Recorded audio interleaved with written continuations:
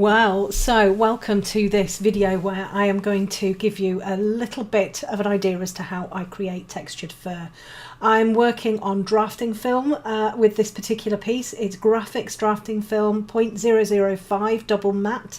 The photo credit is Tristan Bain, and I'm going to show you how I drew the ear. The specific techniques and the process that I went through to create this lovely tufty ear. So yeah, hold on to your pants and we're off.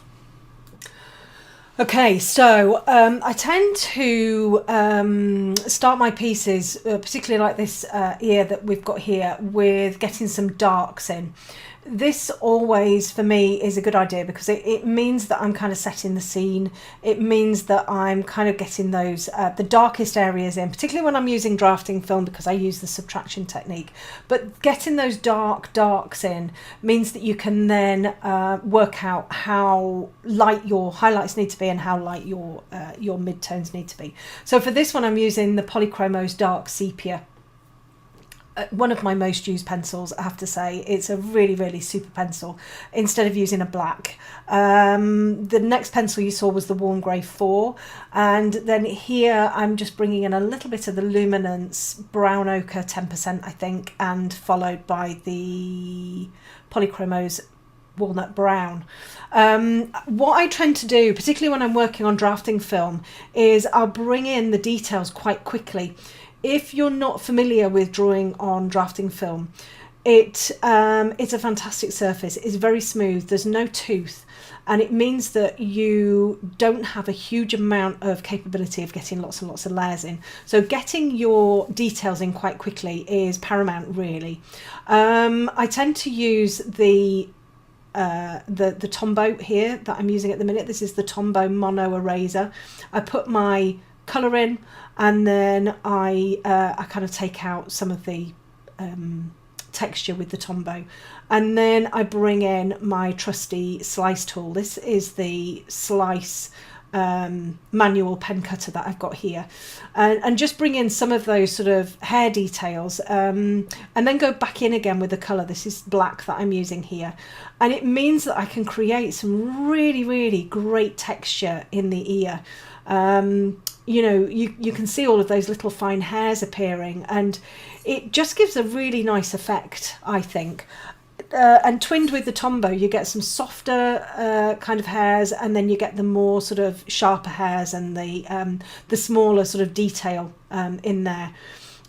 So coming down onto the face, again, I kind of plot in the colour really to begin with. I'm using this Cold Grey, I think it's Cold Grey 2, Polychromos Cold Grey 2.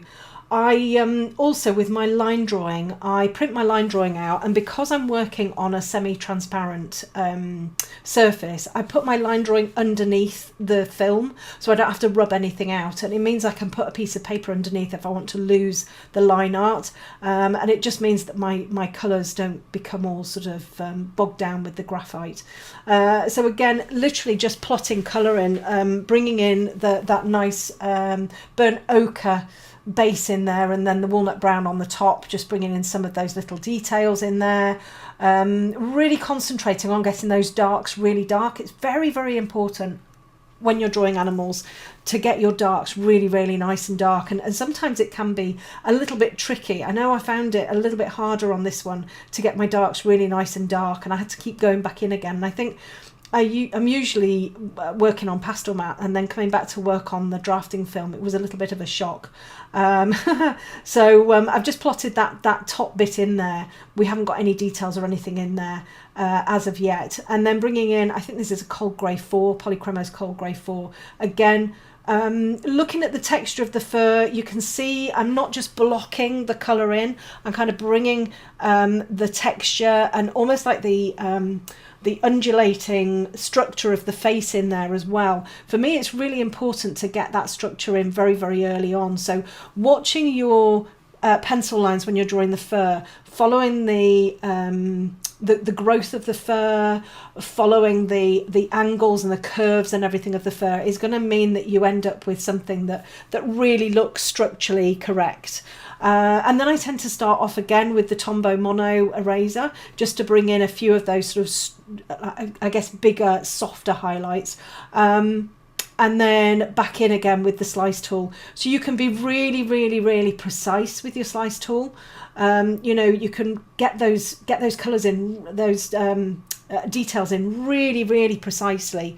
And it's a really, really great way of creating details, particularly on the drafting film. The bit of a sweep that you see, like we've just seen there, is actually a makeup brush just brushing away all of the little bits of pigment. Doesn't work particularly well on when you've got things speeded up.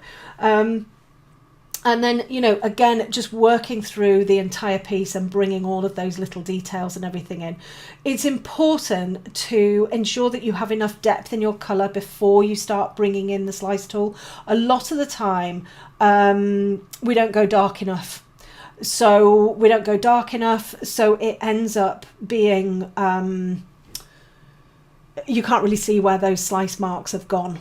So it's really, really, really important to, you know, ensure that you get enough information down on the paper before you start, you know, slicing and everything like that. And yeah, it's a great technique, a really, really nice technique to use. It's relatively easy. You've just got to concentrate on your values and your colour and everything to begin with, then bring all of the texture in afterwards into the fur, and then use your pencils to kind of touch them up. So hopefully that was useful. This is a full tutorial in my academy. And I can't remember how many hours it was. It wasn't that long actually, but a really, really nice piece to do.